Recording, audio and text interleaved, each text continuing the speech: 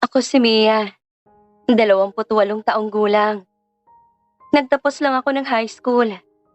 Kailangan kong huminto para magtrabaho. Hindi ako artista.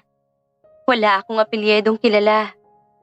Kaya nang sabihin nilang magiging kabit daw ako ng isang politiko para ilihis ang isang iskandalo, alam kong hindi lang ang pangalan ko ang masisira. Buong buhay ng pamilya ko. Buong buhay ko ang tatamaan. Hindi ko pinangarap mapunta sa headline. Gusto ko lang magbenta, kumita ng marangal, at umuwi ng may kaunting pagod pero walang takot. Pero sa isang desisyong hindi ko ganap na pinili, naging kwento ako ng iba. Ito, ang kwento ko. Hindi pa ganap na sumisikat ang araw, pero basa na agad ng pawis ang noo ni Mia Salcedo habang inayos sa mga bungkos ng kangkong at talbos ng kamote sa kanyang pwesto. Ang radyo ng katabing tindahan ay naka-max volume. Paulit-ulit na ibinabalita ang tungkol sa kampanya, mga sigawan ng pangalan ng kandidato, at sa mga pangakong parang luma na dahil naririnig na tuwing eleksyon. Grabe na talaga yung politika ngayon, bulong ni Aling Susing habang nag-aayos ng sukli. Parang trending na teleserye lang. Mas marami pang plot twist kaysa sa mga eksenang nangyayari sa totoong buhay natin. Napangiti si Mia ng pilit. At least sa teleserye, may commercial break para makahinga ka. Dito, pati init ng araw, walang tigil. Tumawa si Aling Susing. Pero biglang naputol ang usapan nang may huminto na itim na luxury SUV sa gilid ng daanan ng palengke. Hindi yun karaniwang makikita rito.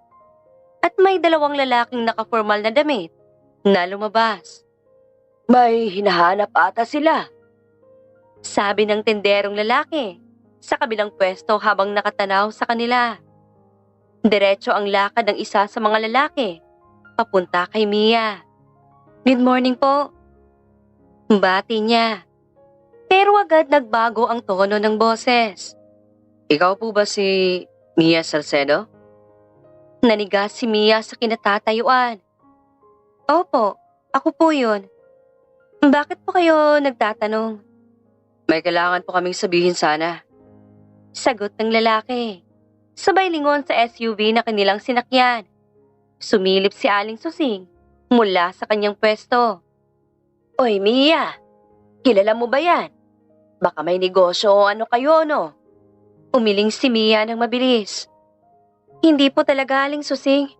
Hindi ko sila kilala. Sandali lang po, sabi ng lalaki at ngumiti na parang profesional na sales agent. Gusto sanang tumanggi ni Mia dahil hindi naman sila magkakilala. Tapos biglang aaya ng kakausapin sa loob ng sasakyan. Pero may kakaibang bigat sa mga mata ng lalaki na parang sinasabi niyang hindi siya pwedeng tanggihan. Inayos niya ang kanyang apron at tumango na lang. Sige po, saglit lang ha. May kapitbahay naman pong nagbabantay ng pwesto ko. Sa loob ng SUV ay may isa pang lalaki sa harap na nagmamaneho at isang babae sa tabi na may hawak na tablet. Umupo si Mia sa gilid. Hawak ang kanyang maliit na sling bag na parang panangga sa kung anumang mangyari. Diretso na po tayo sa punto, sabi ng babae na mukhang leader ng grupo. Kami po ay mula sa campaign team ni Congressman Arvix Velasco. Siya po ay kandidato sa darating na botohan. Kumunot ang noo ni Mia. Congressman Arvex? Sino po yun? Hindi ko po siya kilala. Nagkatinginan ang tatlo sa loob ng sasakyan. Si Congressman Arvix Velasco po ng 3rd District ng De La Soledad. Sagot ulit ng unang lalaki. Isa po siya sa mga top contender ngayon. Sige po. Mahina niyang sabi. Pero, bakit po ako napili niyong kausapin? Wala naman po akong alam tungkol sa politika. Huminga ng malalim ang lalaki bago magsalita. May lumabas na iskandalo sa kampo namin. Sobrang laki po nito. At kung may babalita ito sa media sa tamang oras, siguradong matutumba ang kampanya namin. Kailangan po namin ng diversion para maibaling ang pansin ng publiko. Natawa si Mia. Pero hindi yon ang tuwa. Bunga lang yon ng gulat at pagkamangha. Diversion? Parang magic trick lang po ba yon? Pwede bang basta-basta na lang ibago ang usapan ng mga tao? Parang ganun po talaga ang dynamics ngayon sa social media at news cycle. Sagot ng babae habang nagtatype sa kanyang tablet. At ikaw, Miss Mia, ikaw po ang magiging distraction na kailangan namin. Ako po? Bakit ako napili ninyo? Tanong ni Mia nang makabawi sa pagkakagulat. Maraming tao naman pong mas kilala o mas karapat-dapat para gawin yon. Dahil ordinaryo ka po. Sagot ng lalaki ng diretso. Tunay kang tao. Hindi ka po konektado sa mundo ng politika. At lahat ng tao ay makaka-relate sa'yo. Kaya po kapag lumabas ng istorya, magiging kapani-paniwala. Nanlaki ang mga mata ni Mia. Ano po ba ang eksaktong gagawin ko? Anong istorya ang ilalabas ninyo? Ipinaikot ng babae ang tablet para makita ni Mia ang mga larawan. May litrato ng isang gwapong lalaki na nakabarong, nakangiti, at nakikipagkamay sa mga mamamayan. Si Congressman Arvex. Ipapakita po kayong kabit niya. Sabi ng babae. May lalabas na mga blind item. May spotted sightings sa mga pribadong lugar. Konting drama at emosyon. Wala naman po itong ilalabag na batas. Roleplay lang po ito. After 2 weeks, itatago na po namin ang istorya. At babalik na sa normal ang lahat. Hindi pwede. Mabilis na sagot ni Mia. May dangal po ako. May pamilya po akong iniisip. Ano na lang po ang sasabihin ng mga tao sa akin? Sa kanila? May bayad po ito, Mia. Sabat agad ng lalaki. Malaki po ang halaga. At sapat na para hindi ka na po kailangan magtinda sa palengke kung gusto mo. O para mapag-aral mo pa ang mga kapatid mo. O para mapagawa ang bahay ninyo. Tumahimik si Mia. Parang may kung anong bagay na humihila sa kanya pababa. Galit siya sa sarili. Dahil naramdaman niyang nag-alinlangan siya. Pero hindi niya maikakaila na kailangan nila ng pera. Magkano po? Binanggit ng lalaki ang halaga. Isang bilang na hindi pa niya naririnig o nakikita sa buong buhay niya bilang tendera ng gulay. Nanlamig ang mga kamay ni Mia sa narinig. 2 linggo lang po. Dagdag ng babae para kumbinsihin siya. Walang pisikal na ugnayan. Walang tunay na relasyon. Lahat po ay show lang. Para sa publiko. Pero sisiraan niyo po ang pangalan ko. Sabi ni Mia nang mapaiyak na. Alam niyo po ba kung ano ang ibig sabihin ng mawala ng respeto ang mga tao sa'yo? Dito sa komunidad namin? Tumingin sa kanya ang lalaki ng seryoso. Mia, sa mundong ito ngayon, may mga pangalan talagang ginagamit bilang panakipbutas. Para sa mas malaking layunin. Ikaw po, sa halip na mawala ng lahat, may pagkakataon kang makinabang at pagguhin ang buhay mo.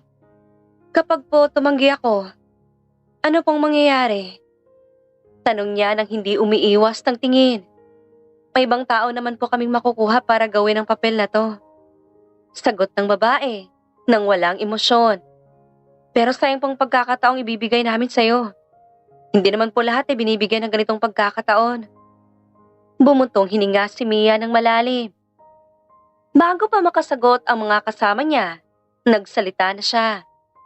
Bago po ako magpasya, gusto ko pong makilala siya ng personal. Si Congressman Arvex. Nagkibit balikat ang unang lalaki. Sige po, makikilala niyo na po siya mamaya dahil kasama po namin siya ngayon sa labas. Biglang bumukas ang pintuan ng SUV. May pumasok na matangkad na lalaki. Mas gwapo pa ito sa mga litrato. Nakakasual lang ito ng damit, pero may kakaibang presensya at tindig. Siya na po ba yun? Tanong ni Mia sa babae. Tumango ito. Mia, ito na po si Congressman Arvex Velasco. Congressman, si Mia Salcedo.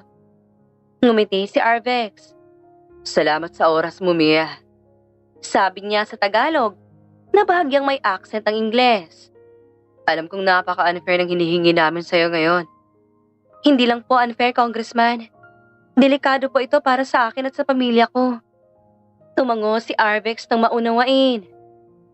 Totoo po yan. Pero ito pong realidad ng buhay. Hindi lang ako ang may mawawala dito. Kung ma-expose ang totoo, marami pang tawang matitinag at mawawala ng trabaho sa kampo namin. Kailangan po namin ng paraan para mabuhay pa ang laban. Saglit na katahimikan ang bumalot sa kanila. Pagkatapos, tumayo si Mia para bumaba na. Bigyan niyo po ako ng isang araw. Sabi niya ng mahinahon.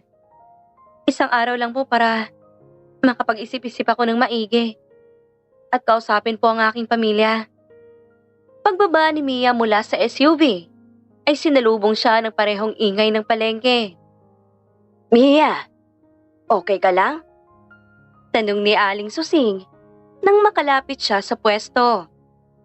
Napilitang ngumiti si Mia. Opo, may inalok lang pong trabaho. Trabaho? Bakit parang namumutla ka dyan? Biro ng matanda. Pero bakas ang pag-aalala. Hindi sumagot si Mia. Buong umaga ay parang mekanikal ang kilos niya. Hindi niya namalayang paubos na ang paninda hanggang sa may isang lalaking huminto sa harap ng pwesto niya bandang tanghali. Magkano po ang kangkong? Tanong ng lalaki. 20 po ang isang bungkos. Sagot ni Mia. Ang mahal naman. Sabi ng lalaki. Sa kabila, 15 lang. Napatingin si Mia. Kung sa kabila po kayo bibili, wala naman pong problema. Nagtaas ng kilay ang lalaki. Ganito ba talaga kayo makipag-usap sa customer? Napikon si Mia. Ganito po talaga ako kapag pagod. Kung may reklamo po kayo, relax. Putol ng lalaki. Hindi ako nakipagtalo para sa kangkong. Mukhang nakipagtalo po kayo. Balik ni Mia. Saglit na natahimik ang lalaki. Saka tumawa. Matapang ka. Prangka lang po. May bibilin po ba kayo o wala? Meron. Sabi ng lalaki. Pati talbos ng kamote at konting respeto sana. May respeto po ako. Matigas na sagot ni Mia. Hindi lang ako mahilig na minamaliit. Inanggap ng lalaki ang mga gulay at inabot ang bayad. Hindi kita minamaliit. Sinusubukan lang itang kausapin. Sa maling paraan naman. Sagot niya habang nagsusukli. Bago umalis ang lalaki, huminto siya. Leon. Pakilala niya. Leon Cruz. Mia. Sagot niya. Ngumiti si Leon. Mukhang lagi tayong magbabanggaan kung magkikita ulit tayo. Kung ganito po lagi ang bungad nyo, sana hindi na. Diretso niyang sabi. Tumawa si Leon, saka umalis. Naiwan si Mia na iritadong-iritado. Kinagabihan, habang pauwi si Mia, napansin niyang may humintong kotse sa kanto. Bumaba si Leon. Hindi kita sinusundan. Agad niyang sabi. Nagkataon lang. Ganun po ba? Malamig na sagot ni Mia. Ano pong kailangan niyo? Mag-sorry. Sabi ni Leon. Kanina, medyo off ako. Napatingin si Mia. Pareho lang po tayo. Libre kita ng kape. Alok niya. Pampalubag loob. Hindi pa ako sumasama sa hindi ko kilala. Kilalang kilala mo na akong masungit. Biro ni Leon. Napabuntong hininga si Mia. Isang kape lang. Sa maliit na cafe sa kanto, umupo sila sa magkabilang dulo ng mesa. So, bungad ni Leon. Matagal ka na sa palengke? Simula nang mamatay ang nanay ko. Sagot ni Mia. Ako ang sumalo. Tumango si Leon. Hindi madali yun. Hindi naman po kayo mukhang sanay sa hirap. Bigla niyang sabi. Ngumiti si Leon. Totoo. I grew up comfortable. Pero hindi ibig sabihin na wala akong pakialam. Kanina po kasi, mukha akong mayabang. Tapos ni Leon. Aminin ko, nagkatinginan sila.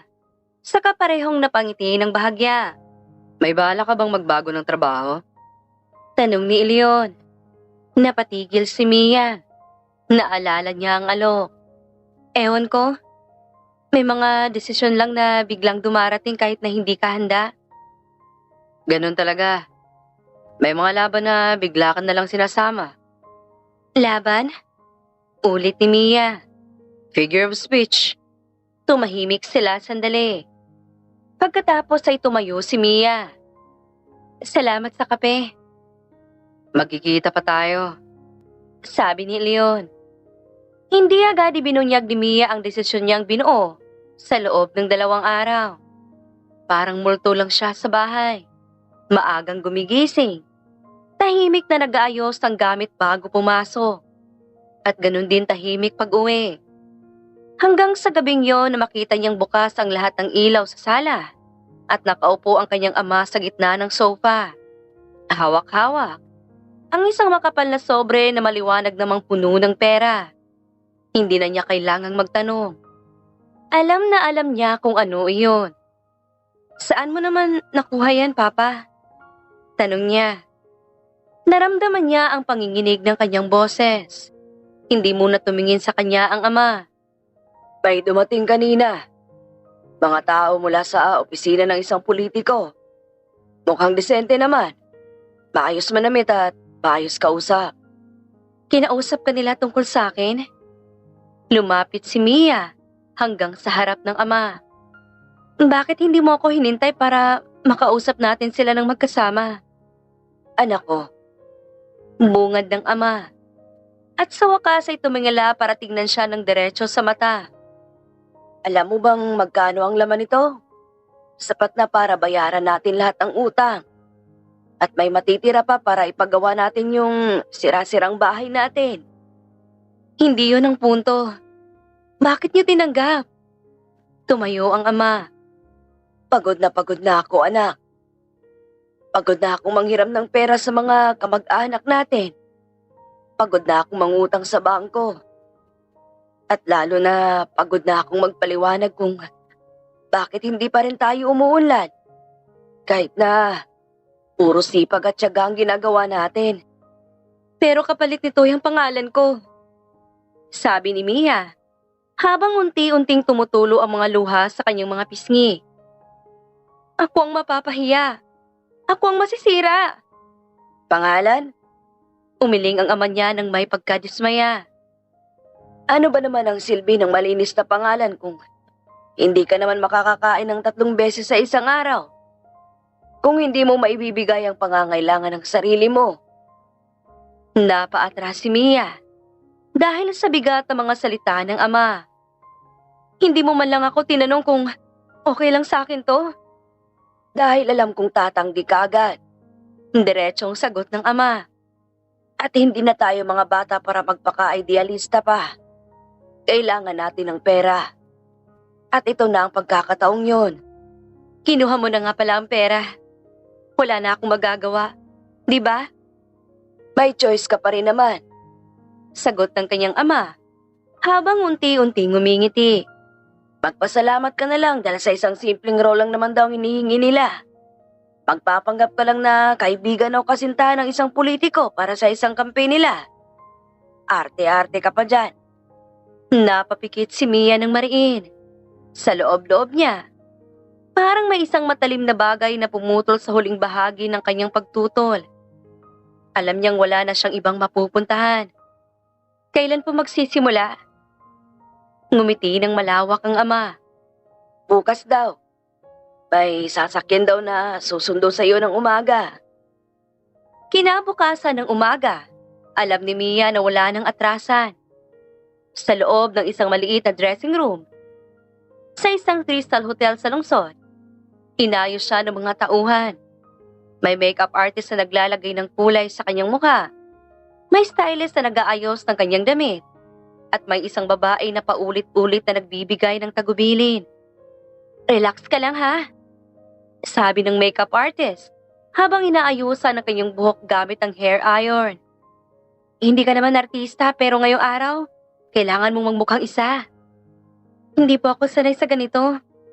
Mahinang sabi ni Mia habang tinitignan ang sarili sa salamin. Wala namang taong sanay sa una eh. Singit naman ang stylist habang inaayos ang kanyang damit na panlabas. Pero mabilis ka namang matututo basta makinig ka lang. Biglang pumasok sa dressing room si Arvex. Ang binatang congressman na kanilang pinagtatrabahuan. Nakabarong siya at mukhang maayos at pulido ang lahat. Okay ka lang ba? Tanong niya kay Mia nang makita itong kinakabahan. Umiling si Mia. Hindi po, pero andito na ako. Wala na akong magagawa. Tumango si Arvex nang maunawain. Hindi ko ipagkakaila. Ayaw ko rin naman talaga to. Pero parang wala na tayong ibang pagpipilian eh. Magkaiba po tayo, Congressman. Sagot ni Mia nang may bahid ang sama ng loob. Ikaw, may maayos na buhay. May pamilya at mga taong susuporta sa'yo. Ako naman, dito lang ako sa sitwasyong hindi ko naman talaga gusto. Saglit na natahimik si Arvex dahil sa mga salita ni Mia. Sisiguraduhin kong matapos itong campaign na to. Hindi ka namin pababayaan. Bibigyan ka namin ng pera para makapagsimula ka ng bago. Hindi ko po kailangan ng mga pangako, Congressman. Sagot niya ng diretso. Kailangan ko lang tapusin tong ginagawa natin ngayon. Pagkatapos noon, pumasok ang campaign manager. Ready na po tayong lahat. Nandito ng photographer sa lobby. Hindi naman obvious na photoshoot. Gawin natin parang casual lang na pagkikita. Habang naglalakad sila palabas ng dressing room patungo sa lobby, naramdaman ni Mia ang pagkakahawak at panginginig ng kanyang mga kamay. Smile ka lang ha? Bulong ni Arvex habang nakasunod siya sa tabi ni Mia. Parang magkakabarkada lang tayo o matagal lang magkaibigan. Hindi pa ako marunong umarte. Sagot ni Mia ng mahina. Hindi ka naman umaarte. Sabi ni Arvex habang nakatingin sa kanya. Para lang namang nabubuhay ka lang sa isang eksenang hindi mo talaga pinili na mapasukan. Sa labas ng hotel lobby, may ilang kamera na agad na umangat nang makita sila ni Arvex. May mga taong nagbulungan at nagtatanungan. At may ilang reporter na agad na kumuha ng litrato. Congressman Arvex, sino pong kasama niyo ngayon? Sigaw ng isang mamamahayag na nakaabang sa labas ng hotel. Hindi sumagot si Arvex. Sa halip, inilapit niya ang kanyang kanang kamay sa likod ni Mia. Sapat lang para makita ng kamera at magmukhang pamilyar sila sa isa't isa. Kinagabihan ng araw na yon, kumalat agad ang balita sa social media at sa mga online news portal. Isang litrato nila ni Arvex na magkasama. Isang caption na nagsasabing, bagong kasama ng binatang congressman. Isang tanong na agad na kumalat sa buong lungsod. Sino nga ba ang babaeng kasama ni Congressman Arvex? Kinabukasan, nang pumasok si Mia sa kanyang pwesto sa palengke para magbenta ng mga gulay, iba na ang tingin sa kanya ng mga tao. Mia, yan ba talaga ikaw sa larawan na nasa balita? Tawag sa kanya ni Aling Dolores, isa sa mga matandang namimili na dati ng regular na bumibili sa kanya. Hindi sumagot si Mia. Nagpatuloy lang siya sa pag-aayos ng kanyang mga paninda, kahit naramdam niya ang mga tingin ng mga tao sa paligid. Grabe naman! Bulong ng isa pang tinderang babae mula sa tabi ng kanyang pwesto. Mukha namang simple at maayos na bata, pero mukhang may tinatagong sikreto pala. Hindi na niya narinig pa ang iba pang sinasabi ng babae. Ramdam na ramdam niya ang bigat ng kanyang dibdib dahil sa iya at sama ng loob. Sa gitna ng lahat ng bulungan at masasamang tingin ng mga tao, biglang huminto ang isang itim na kotse sa harap ng kanyang pwesto. Lumabas mula rito si Elion. Mia, bungad niya na makalapit sa kanya. Pwede ba tayong mag-usap sandali? Napatingin siya kay Elion na puno ng pagod at galit ang mga mata. Kung sermon lang naman ang ibibigay mo sa akin, huwag na lang po. Hindi ko na kaya. Hindi naman sermon. Sagot ni Elio ng mabilis. Babala lang. Babala tungkol saan? Tanong ni Mia na may pagtataka. Tumingin muna si Elion sa paligid para tignan kung may nakikinig. Saka muling tumingin sa kanya ng diretso. Hindi mo alam kung anong klaseng mundo ang pinasok mo, Mia. Ang politika, hindi basta-basta lang. Maraming lihim. At maraming taong handang gumawa ng masama para lang manatili sa pwesto. Napangiti si Mia ng mapait. Alam ko naman yun, Elion. Pero wala akong choice eh. Kailangan namin ng pera. May choice ka pa rin naman, Mia. Pero may mga taong handang kumuha ng pagpipiliang yun mula sa'yo. Kung hindi ka magiging maingat. Hindi inaasahan ni Mia kung gaano kabilis bumagsak ang lahat ng bagay na akala niya'y matatag. Isang gabi lang ang lumipas mula nang kumalat ang litrato nila ni Arbex. Pero nang makarating siya sa palengke kinabukasan, ramdam na ramdam niya agad ang biglang pagbabago sa kapaligiran. Hindi na katulad ng dati ang ingay ng mga tinderong nag-uusap at mga namimiling naghahabol ng presyo dahil parang lahat ay tahimik lang kapag dumadaan siya. At kapag napansin siya na malapit na, nagsisimula namang magbulungan ang mga ito. May mga mata na direktang sumusukat sa kanya mula ulo hanggang paa. Parang hinahanap ang anumang dahilan para husgahan siya. Uy, siya yun oh. Bulong ng isang tenderang nasa tabi ng daanan. Hindi man lang sinubukang ibaba ang boses. Talaga? Siya ba yung kasama ni Congressman Arbex sa balita? Akala ko naman kung sinong artista o mayaman. Tindera lang pala ng gulay dito sa palengke. Mas maganda pa nga yung fiancé niya na nakita ko sa social media. Humigpit ang hawak ni Mia sa strap ng kanyang apron habang naglalakad patungo sa kanyang pwesto. Nararamdaman niya ang pagkahilo at panginginig ng kanyang tuhod. Pero pinilit niyang tumayo ng tuwid. Mia, anak. Tawag sa kanya ni Aling Susing. Makikita sa mukha nito ang halong pag-aalala at pagtataka. Anak, totoo ba yung mga naririnig ko? Ikaw ba talaga yung kasama ni Congressman? Hindi agad nakasagot si Mia. Inayos niya ng paulit-ulit ang mga kangkong na nakalatag sa kanyang mesa na parang yun na lang ang bagay na kayang kontrolin niya sa sandaling yun. Hindi ko po gustong pag-usapan yan, Aling Susing. Mahinang sabi niya habang hindi man lang tumitingin sa matanda. Bakit ka naman kasi pumayag sa ganun ha? Biglang sumingit ang isa pang tinderang katabi ng kanyang pwesto. Si Aling Linda, na dati pang nagbibigay sa kanya ng libreng mantika minsan. Alam mo namang sobrang tsismosa ng mga tao dito sa palengke. Siguradong hindi ka makakapagbenta ng maayos ngayon. Alam mo po ba kung paano ako napunta sa sitwasyong yon? Alam mo po ba ang buong kwento? Hindi na kailangan ng buong kwento. Sagot agad ni Aling Linda. Ang alam lang namin, di ba? Kabit is kabit. Wala nang ibang eksplanasyon pa. Parang may mainit na sampal na tumama sa pisngi ni Mia nang marinig niya ang salitang yon. Hindi na siya nagsalita pa. Natuto na siyang manahimik sa mga ganitong sitwasyon. Dahil alam niyang bawat salitang lalabas sa kanyang bibig, baka lang gamitin pa ng ibang tao para saktan siya lalo. Maya-maya pa, dumating ang isang grupo ng mga babae na mukhang mga opisyal mula sa malapit na opisina.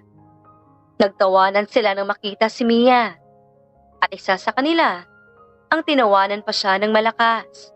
Akala ko, artista o model ang kabit ng politiko na yon. Sabi ng babaeng naka-blazer at hawak ang maleta. Tindera lang pala ng gulay. Ang baba naman ng standard si Congressman. Naramdaman ni Mia na unti-unting umiinit ang kanyang mga mata. Pero pinilit niyang pigilan ang mga luha na gustong tumulo. Hindi niya alam na naroon pala si Ilyon sa di kalayuan na nakatayo ito sa tabi ng pwesto ng isda. Mabilis na lumapit si Ilyon sa grupo ng mga babae. Tama na yan ha? Sabi niya sa babaeng nagsasalita. Bibili ba kayo ng gulay o pumunta lang kayo rito para manginsulto?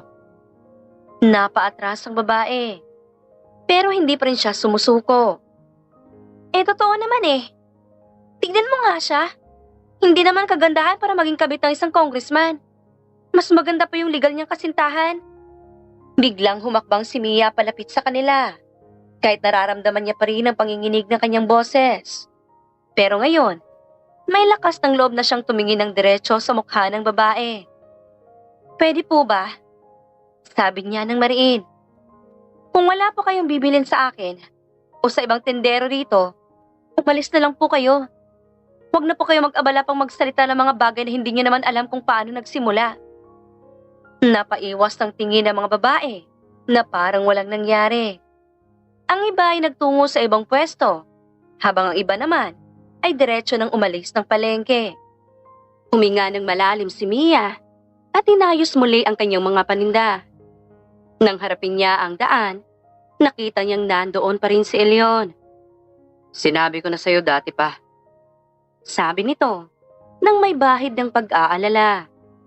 Hindi ka nila titigilan hanggat hindi nila makuha ang gusto nilang marinig o makita. Hindi ko kailangan ng tagapagtanggol, Elion. Sagot ni Mia, nang medyo malamig. Kaya ko naman pong ipagtanggol ang sarili ko. Tingnan mo naman ang sarili mo. Parang bumabagsak ka na. Nasisira ng pangalan mo dito sa lugar na pinakamamahal mo. Napangiti ng mapait si Mia habang pinupunasan ng isang luha na tumatakas sa kanyang pisngi. Ngayon malang napansin? Simula pa nung makita ko ng mga tao sa balita. Alam kong tapos na ang lahat. Wala na akong matinong pangalan dito. May magagawa ko. Sabi ni Leon ng mariin. Pwede kitang ilayo rito. May bahay ako sa probinsya na pwede mong gamitin. May abogado akong kaibigan na makakatulong sa'yo para harapin ang mga chismis. May mga koneksyon din ako para makahanap ka ng bagong trabaho. Pero umiling si Mia ng mariin. Hindi ko gusto yon, Leon. Bakit naman? Medyo tumaas ang boses ni Leon. Dahil ba ayaw mong magmukhang kawawa? O ayaw mong parang binibili kita ng tulong? Dahil ayoko nang may utang pa sa sino mang tao. Sagot ni Mia ng mas malakas na boses. Napalingon sa kanila ang ilang mga tinderong malapit. Una, kumuha ng pera ang tatay ko nang hindi man lang ako tinatanong. Ngayon, ikaw naman na parang ibibigay mo sa akin ang lahat para lang malutas ang problema ko. Parang wala na akong karapatang gumawa ng sarili kong desisyon para sa sarili ko. Natahimik si Elion sa mga salitang yon. Hindi kita binibili, Mia. Gusto ko lang tulungan ka dahil kaibigan kita. Ganun pa rin ang pakiramdam ko. Parang wala na akong sariling lakas para harapin ang mga problema ko. Parang lagi na lang akong umaasa sa ibang tao. Biglang may sumigaw sa kabilang dulo ng palengke. Isang lalaking dati nang bumibili sa kanya ng talong tuwing linggo. Hoy, Mia! Totoo bang kabit ka talaga ni Congressman Arvex? Sabihin mo na para malinaw na. Sunod-sunod na natikilan at nagbulungan ang mga tao sa palengke. May ilang tao pang kumuha ng video gamit ang kanilang mga cellphone. Diretso nang iniangat ang kamera patungo sa mukha ni Mia. Sabihin mo na nga! Sigaw naman ng isang babae mula sa tabi ng pwesto ng isda. Bakit ba ikaw pang napili niya? Ang daming mas maganda, mas may pera, mas karapat-dapat kaysa sayo. Parang nabingi si Mia sa dami ng mga boses na pumapasok sa kanyang tenga. Lahat ng tunog ay nagsabay-sabay. Hindi ko rin alam. Bigla niyang sigaw pabalik. Hindi na niya napigilan ang mga luha na tuluyang tumulo.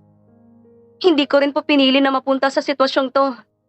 Kung maaari ko lang pong bawiin, gagawin ko po. Drama lang yan. Tawa ng isa pang tao. Sigurado namang may pera kang natanggap mula sa kanya. Gusto mo rin namang yumaman, di ba? Doon na tuluyang tumigil si Mia. Hindi na niya kinaya ang lahat ng mga salitang bumabara sa kanyang dibdib. Dahan-dahan niyang tinanggal ang kanyang apron at inilapag ito ng maingat sa mesa ng kanyang pwesto. Tama na, sabi niya, habang pinupunasan ang kanyang mga luha gamit ang manggas ng kanyang damit. Kung sa tingin niyo wala na akong dignidad para manatili dito, hindi ko na po kailangang ipaglaban pa to. Wala na po akong paki kung ano pang sabihin ninyo. Mia, hintay! Tawag ni Leon. Pero hindi na siya lumingon pa. Tumakbo siya palabas ng palengke at tumigil sa isang tahimik na sulok sa gilid ng daanan. Mabilis ang paghinga niya. Parang nauubusan siya ng hangin. Napaupo siya sa isang batong nasa tabi ng daan at ibinaba ang kanyang ulo sa mga kamay. Hindi ko alam kung paano ako napunta dito. Bulong niya, parang kausap ang sarili. Isang araw lang, tapos nawala na lahat ng pinaghirapan ko. Lumapit si Elyon sa kanya. Ngayon ay mas mahinahon na ang kanyang mukha. Umupo siya sa tabi ni Mia at tumingin sa malayo. Hindi ito dahil sa kahinaan mo, Mia, kundi dahil may mga taong ginamit ang sitwasyon at kahinaan mo para sa sarili nilang kapakinabangan. Mas masakit yun, sagot ni Mia nang hindi inaalis ang tingin sa kanyang mga kamay. Nahinayaan kong mangyari ito sa sarili ko. Nahinayaan kong gamitin ako ng ibang tao para lang makatulong sa pamilya ko. Alam mo ba? Biglang sabi ni Leon, kung bakit mas galit ang mga tao sa'yo kaysa kay Congressman Arbex? Umiling si Mia para sabihin hindi niya alam. Dahil ikaw, ang mas madaling husgahan. Paliwanag ni Leon. Isa kang babae. Mahirap ka. Mas madaling ibintang sa iyong lahat kaysa sa isang taong may kapangyarihan at impluwensya. Napapikit si Mia at humikbi ng mahina. Hindi ko na alam kung saan ako pupunta. Kung saan ako lulugar. Parang wala na akong lugar kung saan ako makakapagpahinga. At hindi ako husgahan ng ibang tao. Mas matapang ka kaysa sa lahat ng taong nandito sa palengke. Pinili mong harapin ang lahat ng ito. Kahit na alam mong hindi ka nila mauunawaan. Pero hindi mo kailangan gawin to na mag-isa. Unti-unting tumingin si Mia sa kanya. Huwag mo akong iligtas, si Leon. Mahinang sabi niya. Huwag mong kunin sa akin ang pagkakataong harapin ko to ng sarili ko. Tulungan mo akong tumayo muli. Tulungan mo akong makahanap ng lakas para labanan ng mga chismis. At sabihin sa lahat ng tao kung ano ang totoo. Tumango si Leon at kumiti ng mahinahon. That's enough for me. Sasamahan kita hanggang sa huli. Ilang araw matapos ang iskandalo na kumalat sa social media at tabloid, halos hindi pa bumibisita si Mia sa palengke, kung saan siya dati madalas bumibili ng ulam. Kapag napipilitan man siyang pumunta, mabilis lang siya. Pero isang hapon, habang papauwi siya mula sa pagbili ng gamot sa butika, nadatnan siya ni Leon na nakatayo sa labas ng lumang waiting shed malapit sa kanilang bahay. Naka-black polo shirt ito. Hawak ang kanyang phone. Parang naghihintay ng mensahe. May sasabihin ako sa'yo. Bungad nito agad nang mapansin siya. Wala na sa mukha nito ang dating bahagyang ngiti. Kung tungkol sa pagtulong o pag-aayos ng mga usapan, huwag na lang. Tungkol to sa akin. Huminto si Mia sa paglalakad. Ano na naman yun? Huminga ng malalim si Leon bago magsalita. Bukas ng umaga, pupunta ako sa Comelec office para tanggapin ang aking certificate of candidacy. Nanlaki ang mga mata ni Mia at lumingon na sa kanya ngayon. Ano? Seryoso ka ba? Tatakbo ko para sa pagkakongresista sa distrito natin. Diretsong sabi niya. Ato, kalaban ko mismo si Arbex Velasco. Tumahimik lang si Mia at naramdaman niya ang bigat ng balita. Parang bato sa dibdib. Parang may isang pirasong puzzle na biglang nag-click sa loob ng kanyang ulo. Mga tanong na matagal nang nasa isip niya na ngayon ay unti-unti nang may sagot. Kanina mo lang ba napagpasya na sabihin to sa akin? Matagal na to. Isang taon ang pinag-usapan ng pamilya at mga kaibigan kong tumakbo.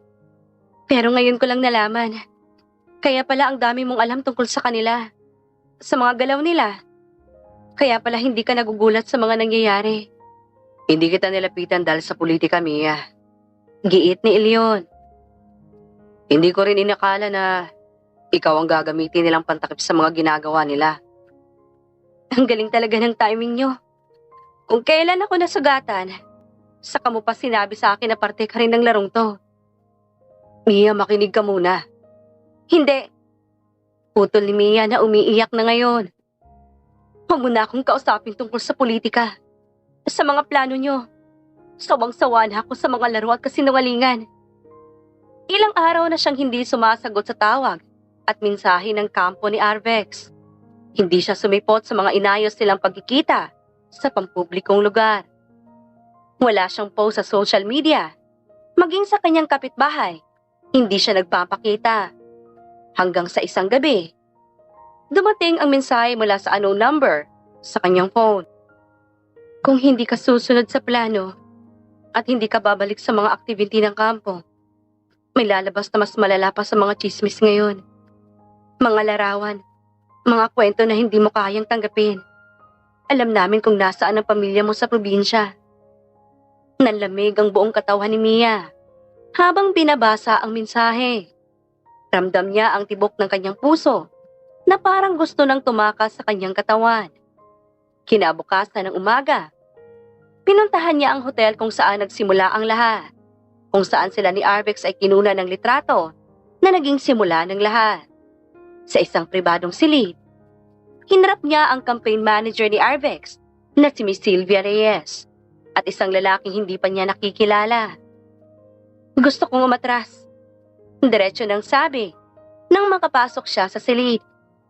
Hindi itong napag-usapan natin nung una. Ngumiti si Miss Sylvia. Hindi na pwedeng atrasan, Mia.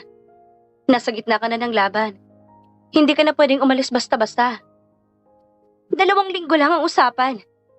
2 linggo lang para magmukhang totoo ang chismis tapos makakalaya na ako. 2 linggo kung maayos kang susunod sa lahat ng utos. Sagot ni Miss Sylvia na tumayo na ngayon. Pero ngayon, parang nagiging problema ka na. Hindi ka na sumusunod. Hindi ka nagpapakita. Bakit ka pa namin kailangan kung ganito ka? Problema? Tumaas ang kilay ni Mia. Ginawa niyo akong kabit sa politiko. Ginamit niyo ang buhay ko para itago ang inyong mga kasalanan. Tapos ako pa ang problema? Mia, tumahimik ka muna. Singit ng lalaking kasama. Hawak ang isang folder. Hindi mo pa rin ba naiintindihan kung ano talagang nangyayari? Hindi lang si Congressman Arvex ang tinatakpan namin dito. Nanlaki ang mga mata ni Mia. Anong ibig mong sabihin? Nagkatinginan ang dalawa na parang nag-uusap ng mga isipan kung hanggang saan lang nila sasabihin ang totoo. Pagkatapos ay tumingin si Miss Sylvia sa kanya ng diretso. May lupa. Malaking lupa sa baybayin ng Santa Ana. Mga daang ektarya. Anong klaseng lupa? Tanong ni Mia. Illegal na kasunduan sa pagbili at paglipat ng titulo. Sagot ng lalaki. Ghost owners na hindi naman talaga nagmamayari. Shell companies na puro pangalan lang. At lahat yun ay pag-aari ng malaking grupo ng negosyante na kaalyado ng mga politiko. Parang may malaking bato na bumagsak sa dibdib ni Mia. Nanginginig ang mga tuhod niya at napahinto siya sa pagtayo. At anong kinalaman ko roon? Bulong niya. Ngumiti muli si Sylvia. Ikaw ang pain, Mia. Ikaw ang dahilan kung bakit hindi napapansin ng publiko ang mga dokumentong to. Ginawa kang kwento. Isang iskandalo na makakaabala sa mga tao. Dagdag ng lalaki. Para habang abala sila sa iyong chismis, tapos na ang lahat. Naipasa ng mga dokumento. Naibenta ng lupa. Collateral ka lang talaga. Diretsong sagot ni Miss Sylvia. At dapat mong matutunan na tumahimik kung ayaw mong masira pa ang buhay mo at ang pamilya mo. Paglabas niya ng hotel, nanginginig ang buong katawan ni Mia. Hindi niya alam kung paanong nakauwi siya ng bahay. Ngunit agad niyang tinawagan si Elion. Kailangan kitang makausap. Sabi niya sa telepono nang halos umiiyak na. Ngayon mismo. Ilang minuto lang ay dumating si Elion sa kanyang bahay. Pinasakay siya nito sa kotse at pumunta sila sa isang tahimik na lugar malapit sa baywalk. Hindi lang pala siyang may kinalaman. Sabi ni Mia. Hawak ang tuhod para pigilan ang panginginig. Hindi lang pala para sa imahe ng kandidato. May lupa. May illegal na transaksyon. Alam ko. Kumpanya ng pamilya ni Arvex ang pangunahing sangkot sa mga shell companies na yon. Alam mo rin pala? Bakit hindi mo sinabi sa akin? Para bang lahat ng tao ay alam na lang ang totoo. Tapos ako lang ang niloloko? Hindi lahat alam ko, Mia. Pero matagal ko nang sinusubaybayan ang mga galaw ng kanilang kumpanya. Alam kong may kakaiba. Pero hindi ko alam na gagamitin kanila para itago ang lahat. Tumawa si Mia ng malakas. So, pareho lang kayo. Ginamit niyo rin ako para sa inyong mga plano? Hindi. Ikaw ang dahilan kung bakit hindi ako matahimik. Ikaw ang dahilan kung bakit napagpasyahan kong ituloy ang pagtakbo.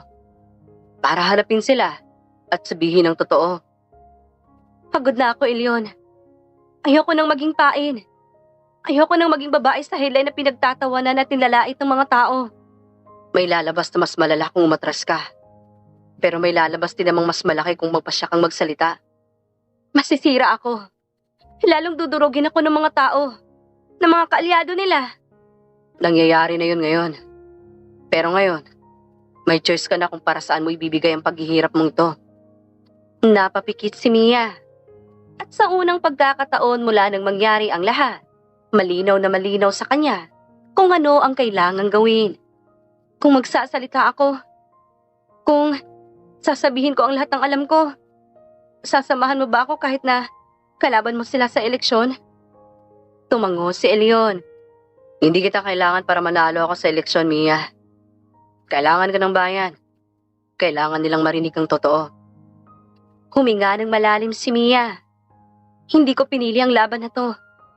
Pero ayokong matapos ang lahat na ako lang nabasag. Ayokong mamatay ang katotohanan kasama ko. Hindi natulog si Mia noong gabing napagdesisyonan niyang sabihin ang lahat ng totoo. Paulit-ulit sa isip niya ang mga dokumentong ipinakita ni Elyon kanina. Mas malinaw na ngayon kung bakit kailangang sirain niya ang mga taong nasa likod ng iskandalo. Mas madaling tabunan ng iligal na transaksyon kung ang publiko ay abala sa chismis tungkol sa isang babae. Nakatayo lang siya sa balkonahe ng kanyang maliit na bahay. Tinitignan ang liwanag ng mga ilaw sa kalsada. Hindi niya namalayan na lumapit na pala si Elyon. Dalang isang basong mainit na tsaa. Sigurado ka ba talaga? Tanong ni Elyon, habang inilalagay ang mga papel sa mesa ng sala. Kapag lumabas na to, hindi na tayo makakapagbalik ng dati. Wala nang atrasan. Wala na rin naman akong babalikan, Elyon. Sagot ni Mia. Kumuha ng tsaa para pigilan ang panginginig ng mga kamay. Nawasak ng pangalan ko. At least this time, gagamitin ko na ang boses ko para may saysay ang lahat ng paghihirap na to. Biglang nag-vibrate ang cellphone niya sa mesa. Isang text message mula sa unknown number na dati nang nagbanta sa kanya. Magkita tayo ngayon. 1 oras lang. Sa likod ng lumang gusali ng Mercado Building. Parking Area B. Kailangan nating mag-usap para sa ikabubuti mo at ang pamilya mo. Nanlamig ang batok ni Mia habang binabasa ang mensahe. Sila to. Sabi niya. Ipinakita ang screen kay Elyon. Hindi ka pupunta na mag-isa. Mariing sagot ni Elyon. Kinuha niya ang kanyang phone para tumawag. Sasama ako. At may kasama na tayong tauhan mula sa NBI at PNP. Hindi na natin sila papayagang gumawa ng masama pa. Mga 10:00 ng gabi nang dumating sila sa parking area. Hindi ko gusto to. Bulong ni Mia habang bumababa ng kotse. Ang kamay niya ay nakahawak sa braso ni Elyon. Stay close sa akin. At huwag kang magsasalita hanggat hindi kita sinasabihan. Hayaan mo ako makipag-usap. May 2 lalaking lumabas mula sa gilid ng gusali. Kilala ni Mia ang isa na si Rodel. Isa sa mga unang kumausap sa kanya sa loob ng SUV. Nung una pa lang silang nag-uusap tungkol sa iskandalo. Mia, bungad ni Rodel. Salamat at pumunta ka. Alam naman nating para sa ikabubuti mo to, di ba? Tapusin na natin to ngayon mismo. Ayoko na. Hayaan ko nang malaman ang lahat ng totoo. Mabilis na nawala ang ngiti sa mukha ni Rodel. Hindi ikaw ang may karapatang magdesisyon kung kailan at paano matatapos ang lahat ng to. Biglang may isa pang lalaki na lumapit mula sa likuran at humawak ng mahigpit sa braso ni Mia. Napasigaw siya bigla. Hoy! Bitawan mo siya ngayon mismo! Sigaw ni Elyon. Agad na hakbang pasulong at hinawakan ng braso ng lalaki para bawiin si Mia.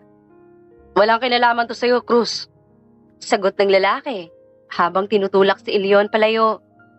Umalis ka na bago ka pa mapahamak. May kinalaman to sa lahat ng taong niloloko nyo. Sagot ni Leon. At baka hindi ninyo alam, may kasama na kaming pulis at NBI na nakatago lang sa paligid. Lahat ng ginagawa ninyo ngayon ay kinukunan na ng video. Nagkatinginan ng dalawang lalaki. Bluff lang yan. Bulong ni Rodel. Pero kitang-kita ang pagkabalisa sa mukha. Biglang may umilaw na mga headlights mula sa labas ng parking area at sunod-sunod na mga sasakyan na pumasok. May sigaw na narinig. Pulis! Huwag kayong gagalaw! Lahat ng kilos ninyo ay kinukunan na ng ebidensya. Bumitaw agad ang humawak kay Mia. Nanghina ang mga tuhod niya at muntik nang bumagsak sa sahig.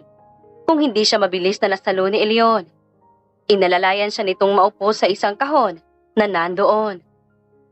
Okay ka lang? Nasaktan ka ba? Tanong ni Leon. Hawak ang mga balikat ni Mia at tinitingnan ito ng maingat. Tumango si Mia. Kung wala ka ngayong gabi, baka... Walang kung wala. Andito ako. Palagi akong nandito. Kinabukasan ng umaga, sa isang maliit na conference room ng isang organisasyon ng mamamahayag, humarap si Mia sa mga kamera at mikropono. Hindi pa ako narito para linisin ang aking pangalan. Sabi niya sa harap ng mga reporter. Hawak ang isang script pero hindi na kailangang basahin pa. Nandito po ako para itamang malaking kasinungaling ang ginamit laban sa akin. At para sabihin ang totoo tungkol sa mga nangyayari sa ating distrito. Ibinunog niya ang lahat mula sa alok ng pera at pagkukunwari na siya ay kasintahan ni Arbex Velasco hanggang sa kanyang papel bilang pain para abalahin ng publiko. Ipinakita niya rin ang mga kopya ng dokumento tungkol sa illegal na pagre-reclassify ng lupa sa baybayin na konektado sa kumpanya ng pamilya ni Arbex. Ginawa po akong kwento ng mga taong gustong itago ang kanilang mga kasalanan. Dagdag niya. Para habang abala kayo sa chismis tungkol sa akin, hindi niyo makita mga dokumentong patunay ng kanilang katiwalian. May bulungan sa harap niya at sunod-sunod na tanong ang dumating. Sa gilid ng entablado, tahimik na nakatayo si Leon. Nakatingin siya kay Mia. May nagsabi po sa akin nung una pa lang na mahina raw ang babaeng katulad ko dahil mahirap. Walang koneksyon.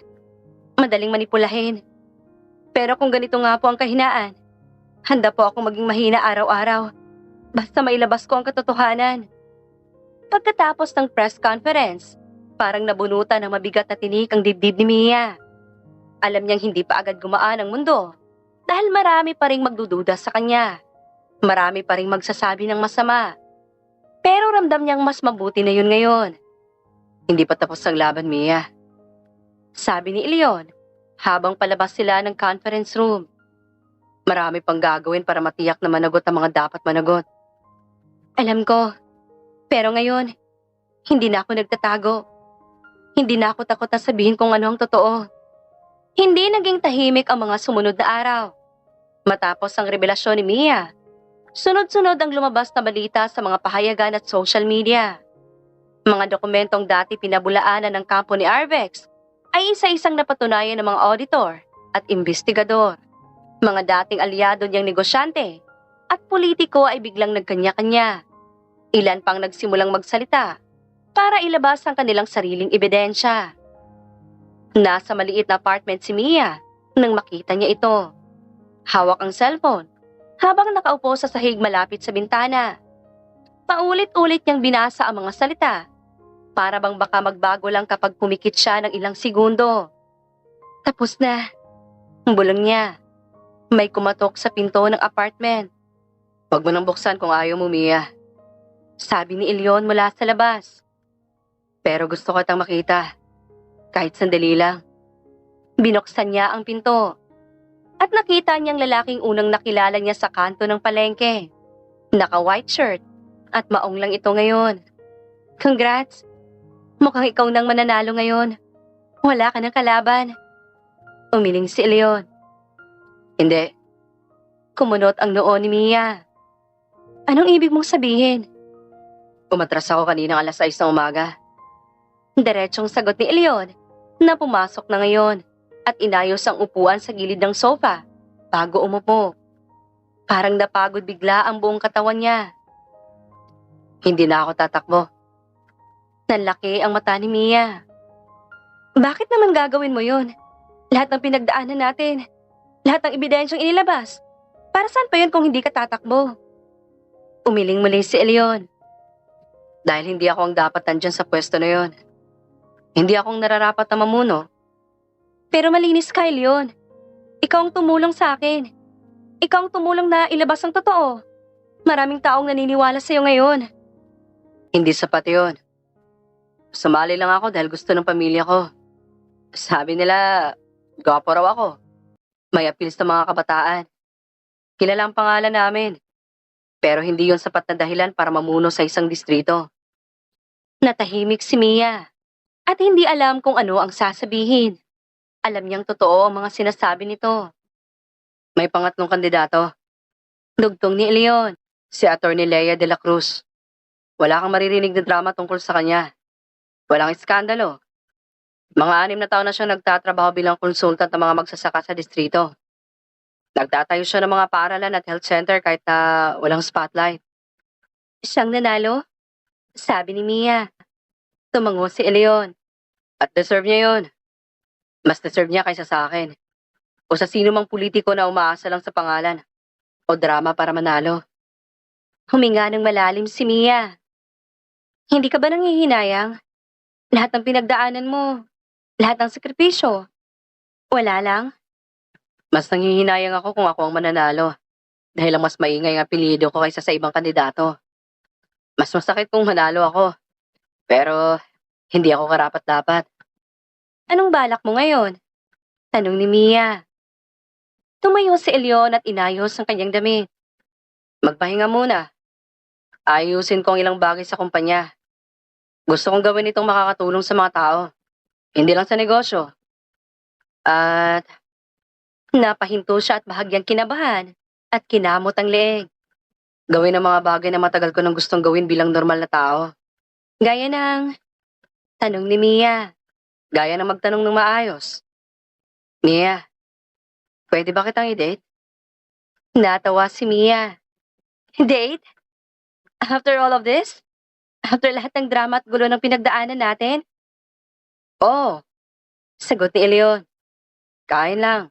Usap lang. Dagdag niya. Hawak na ngayon ang dulo ng kanyang damit para pigilan ang kaba. Kung ayaw mo, okay lang. Tatanggapin ko yon. Hindi kita pipilitin. Saan mo plano akong dalhin? Sa karinderya na gusto mo. Yung sa tabi ng palengke na may masarap na sinigang at adobo. Ikaw ang pipili ng ulam. Ikaw ang mamimili kung saan tayo pupunta. Ngunit bago pa man dumating ang petsang napagkasunduan, biglang tumunog ang cellphone ni Mia. May bagong mensahe. Mula sa hindi pa nakikilalang numero. Ako si Camila, ang fiancé ni Arvex Velasco. Kailangan kitang makausap ng personal. Nanlamig agad ang mga daliri ni Mia habang binabasa ang mensahe. Matagal siyang nakatitig sa screen. Sige po, sabihin niya lang sa akin kung saan at kailan pwede. Pupunta ako. Nagkita sila sa isang specialty cafe sa Makati. Nauna nang dumating si Camila. Salamat talaga sa pagpunta. Ako nga pala si Camila. Alam ko na kung sino ka. Ako rin po. Alam ko kung sino kayo. At kung bakit tayo nagkita ngayon. Tumango si Camila. Bumuntong hininga siya ng malalim bago magsalita. Hindi ako nandito para husgahan ka o makipag-away. Kasi sa totoo lang, pareho tayong ginamit ni Arvex.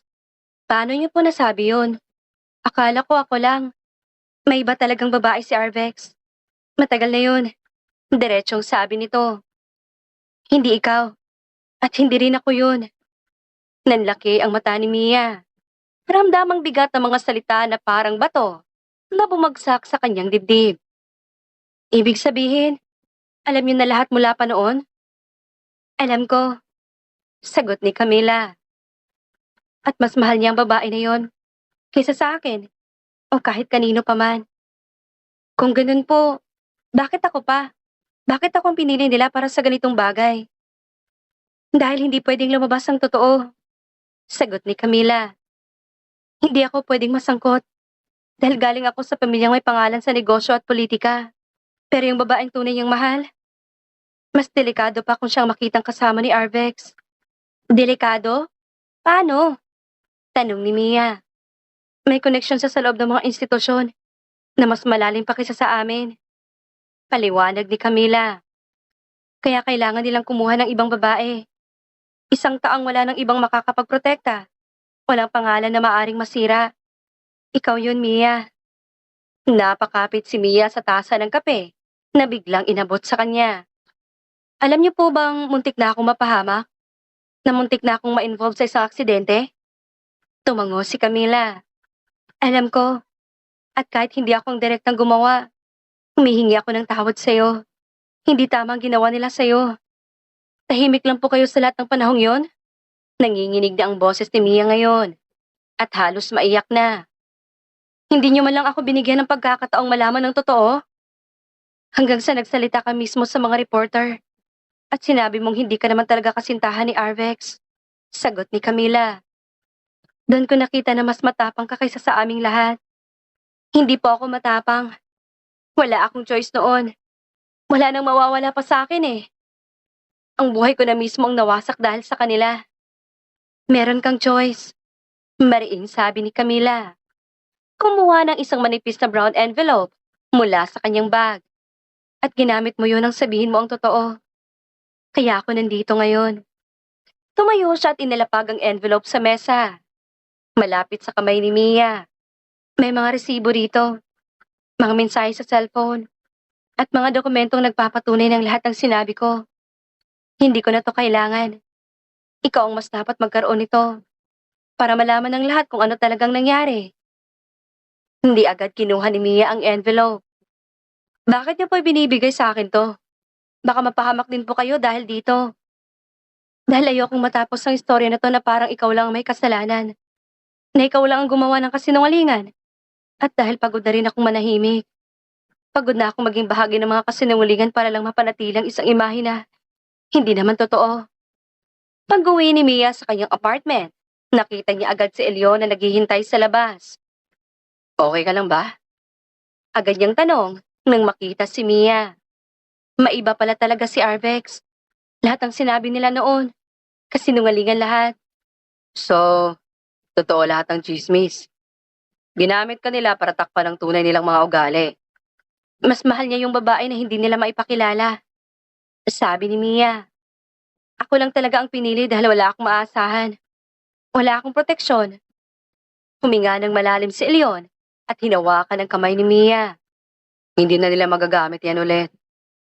May hawak ka na ngayong ebidensya. Pwede ka na magpasya kung anong gusto mong gawin. Pagod na ako maging parte ng kwento ng ibang tao. Pagod na akong gawing kasangkapan para lang itago ang mga kasinungalingan nila. Tahimik ang gabi. Nang biglang mag-pop up ang mga notification sa lahat ng social media at news app. At tuluyang inanunsyo na rin ang opisyal na resulta ng halalan. Natalo si Arvex Velasco. Nakaupo lang si Mia sa maliit na sofa ng kanyang apartment. Hawak ang cellphone. Habang paulit-ulit na lumalabas sa screen ang parehong headline mula sa iba't ibang news outlet. Ang ilan ay may malalaking litrato. Ang iba naman ay diretso sa balita. Pero lahat ng ito ay nagsasabing tapos na ang laban na hindi naman talaga para sa kanya. Talagang tapos na. Bulong niya sa sarili. Nasa kusina si Leon, nagtitimpla ng kape gamit ang portable coffee maker na regalo niya nung nakaraang buwan. Narinig niya ang boses ni Mia. Kaya mabilis niyang tinimpla ang isa pang tasa bago pa lumapit at naupo sa tabi nito. Confirm ni mismo ng Comelec. Sabi niya. At inilagay ang mainit na kape sa mesa sa tabi ni Mia. Official result na yan. Hindi na pwedeng ibalik.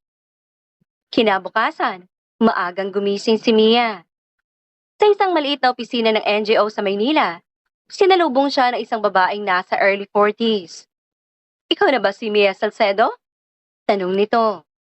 Inabot ang kamay para makipagkamay. Ako nga pala si Attorney Reyes. Head ng legal assistance team namin para sa mga displaced na magsasaka sa probinsya. Opo, ako po si Mia. Nakita ko po ang job posting ninyo online, kaya nag-apply ako. Welcome, sabi ni Attorney Reyes. Inalalayan siyang pumasok sa opisina. Narinig namin ang kwento mo at kung paano mo hinarap ang mga taong may kapangyarihan at hindi tiniklop sa takot. Kailangan namin ng ganoong tao rito. Napangiti si Mia.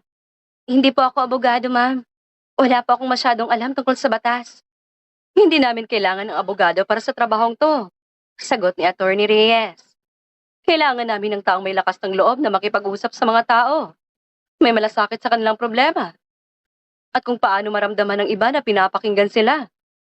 At sa tingin namin ay ikaw yon. Paglabas niya ng opisina, halos tumalo ng puso niya sa tuwa. Agad niyang kinuha ang cellphone at tinawagan si Eleon. Eleon, may trabaho na ako. Bungad niya. Ha? Talaga? Narinig ang tawa ni Eleon sa kabilang linya. Congrats! Anong trabaho yun? Community coordinator. Perfect na perfect para sa'yo yan. Sagot ni Eleon. Dinner tayo mamaya. Pagdating ng hapon, bago pumunta sa kanilang pagkikita, bumalik si Mia sa palengke kung saan siya dating nagtitinda. Oy Mia, yan ka na pala. Sigaw ni Aling Susing mula sa kanilang stall ng gulay. Agad na tumayo para batiin siya. Dala ni Mia ang isang supot ng mansanas at mangga. Nabili niya mula sa tindahan malapit doon. Kumusta po kayo, Aling Susing? Masaya ka na ba? Diretsong tanong ng matanda. Hawak ang kamay ni Mia. Makikita sa mga mata ni Aling Susing ang pag-aalala. Ngumiti si Mia. Opo, Aling Susing. Masaya na po ako talaga. Kita naman eh. Bumalik na yung sigla mo. Yung sigla na nawala noong makilala mo yung lalaking yon. Hindi na po ako nagtatago ngayon, Aling Susing. Sagot ni Mia. Hawak balik ang kamay ng matanda. Hindi na po ako natatakot na sabihin kung sino ako at kung saan ako nanggaling. May ilang tinderang nakatingin pa rin sa kanya. May ilan na bahagyang umiwas. Baka nahihiya o natatakot na baka masisi sila. Pero may iba pa rin lumapit at ngumiti sa kanya. Mia, pasensya na ha. Sabi ng isang babaeng tindera na minsan pang nagsalita laban sa kanya noong umusbong ang isyu tungkol kay Arvex. Nadala lang kami sa mga naririnig namin sa mga nakikita sa TV. Hindi namin alam na ginamit ka lang pala. Okay lang po ate. Tapos na rin naman yon. Wala na pong dapat pagsisihan. Kinagabihan, nagkita sila ni Eleon sa isang maliit na resto, malapit sa baybayin. So? Sabi ni Eleon, at inabot ang menu kay Mia. Official na ba tayo? Anong ibig mong sabihin ng official? Girlfriend kita, di ba? Kung okay lang sa'yo. Kung gusto mong may label talaga. Natawa si Mia at ibinaba ang menu. Akala ko ba sabi mo dati, walang label, basta totoo lang. Pwede namang magkaroon ng label.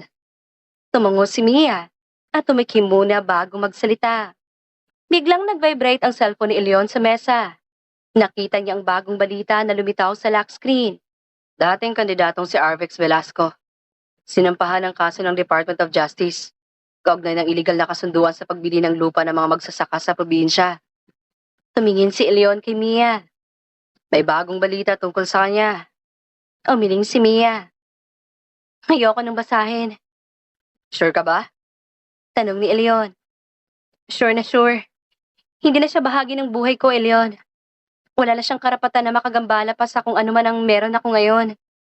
Ngumiti si Eleon at binaba ang phone sa mesa. Fair yan. Basta masaya ka. Okay na ako. Pagkalipas ng 3 taon, ibang-iba na ang umaga ni Mia. Hindi na siya nagigising sa ingay ng mga chismis sa palengke o sa kaba na baka merong bagong headline na naman tungkol sa kanya. Gigising siya sa mahinang iyak ng kanilang sanggon, sa tunog ng kape na tinitimpla ni Eleon sa kusina, at sa amoy ng sinangag na minsan ay medyo sunog kapag si Eleon ang nagluluto. Eleon! Tawag niya mula sa kusina habang tinatanggay ang apoy sa kalan. Ikaw ba ang magpapalit ng diaper o ako na naman? Last week pa ako ang palaging gumagawa noon, ha? Lumabas agad si Eleon mula sa silid tulugan. Hawak ang kanilang 1 taong gulang na anak na lalaki na nakasuot ng pajama na may mukha ng mga hayop. Ako na. Baka sabihin mo na naman, puro ako trabaho at hindi ako tumutulong sa bahay. Tama lang yan. Tawa ni Mia. Kumuha siya ng mainit na tubig para hugasan ang mga kamay. Pantay tayo rito, di ba? Pareho tayong may trabaho at pareho tayong magulang. Masaya si Mia sa kanyang trabaho bilang Community Development Officer ng isang NGO. Patuloy siyang pumupunta sa mga baryo. Tumutulong sa mga pamilyang dating nawala ng lupa at kabuhayan. Mga pamilyang minsan ay katulad niya nung hindi pa niya alam ang tunay na halaga ng kanyang sariling lakas. Isang gabi, habang pinapatulog nila ang kanilang anak na si Miguel, biglang tumunog ang cellphone ni Elion sa mesa. Agad niyang kinuha ito at nakita na mula sa isang dating kaalyado ng kanyang pamilya. Isang tao, nakasama pa rin sa mundo ng politika. Offer ulit na tumakbo? Tanong ni Mia, nang makita niyang medyo seryoso ang mukha ni Elion. Tumango si Elion at tinapik ang balikat ng anak bago pinatay ang tawag. Sabi nila, sayang daw ang pangalan ng pamilya namin kung hindi ako makikisali ulit. Sabi pa nila, ngayon daw talaga kailangan ng mga taong totoo sa politika. Umupo si Mia sa tabi nito sa kama at hinawakan ang kamay ni Elion. Anong sagot mo? Gusto mo bang tanggapin? Hindi agad sumagot si Elion. Tinignan niya muna ang mukha ng kanilang anak na mahimbing na natutulog. Ayokong bumalik sa mundong kailangan magsinungaling. Kailangan tapakan ng iba o kailangan gamitin ng ibang tao para lang manalo. Ayokong mabuhay muli sa ganung paraan. Hindi ka ba nangihinayang? Tanong ni Mia ng maingat. Alam niya kung gaano ito kahalaga para sa pamilya ni Elion noon. Baka sabihin nila, sayang ang pagkakataon mong gumawa ng pagbabago sa mas malaking paraan. Umiling si Elion at hinawakan ang pisngi ni Mia. Mas nanghihinayang ako kung mawawala ang ganito. Ikaw, si Miguel, at ang tahimik na buhay na pinaghirapan nating dalawa. Mas mahalaga sa akin ang kapayapaan natin kaysa sa anumang pwesto o pangalan. Napatigil sila sandali nang marinig ang mahinang hilik ni Miguel mula sa crib sa tabi ng kama. Pareho silang napalingon at napangiti. By the way, anniversary natin next week, di ba? Alam ko naman. Ngumiti siya. Hawak pa rin ang kamay ni Elion. 3 taon na pala at parang 1 taon lang pero ang dami nang nangyari. Mula sa mga problema hanggang sa ganito, sa tahimik nating buhay. Parang isang buong buhay nga. Sagot ni Elion. Tumayo siya at inayos ang kumot ng bata. Gusto mo bang lumabas tayo? Mag-date tayo na tayo lang dalawa. Tumaas ang kilay ni Mia. Tayo lang? Si Nanay Nena muna ang magbabantay kay Miguel. Sabi niya pa nga, deserve na raw natin ang oras para sa isa't isa. Nagkunwaring nag-isip si Mia. Sound suspicious ha? Baka may binabala kang masama. Bakit naman? Tawa ni Elion. Umupo ulit sa tabi niya. Hindi ako ganun. Baka bigla mo na naman akong dalhin sa karinderya malapit sa palengke. Hindi ko naman sinasabing masama yun pero baka naman pwede naman paminsan-minsan. Sa lugar na may upuan na hindi plastic. Romantic kaya yun, no? Pero promise, iba naman ngayon.